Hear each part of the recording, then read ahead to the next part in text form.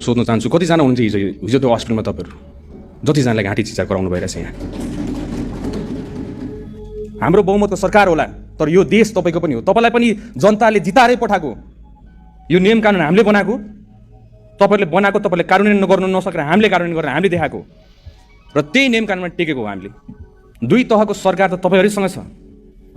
त्यो कालो सिसा बनाउने नियम हामीले कुरेका थियौँ। जनताको सेवा गर्छु भनेर मुखले बोलेर हुँदैन, त्यो मुखले बोलेको 50औं वर्ष भइसक्यो। हामीले हातले गर्नुपर्छ। आज म यहाँ बोल्न आएको, पहिला त्यही भिआइपीलाई मात्र सिक्युरिटी दिन्छ भने आज नागरिकलाई सिक्युरिटी दिनको लागि हरेक बाटोको कुना काप्चामा बसेको थियो। त्यतिखेरको कन्डिसन तपाईँलाई थाहा छैन, किन थाहा छैन किन तपाईँ त्यहाँ पुगेकै छैन।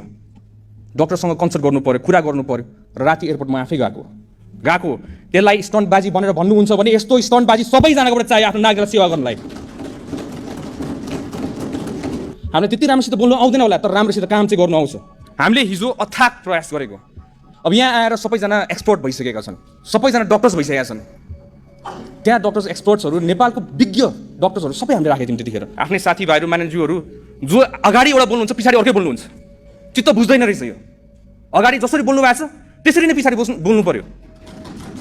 तपाईँहरूलाई सिकाउनु पर्ने मैले जो भर्खरै राजनीतिमा आएको छ त्यो विधेयक हो भनेर।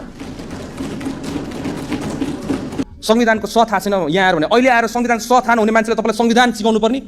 माननीय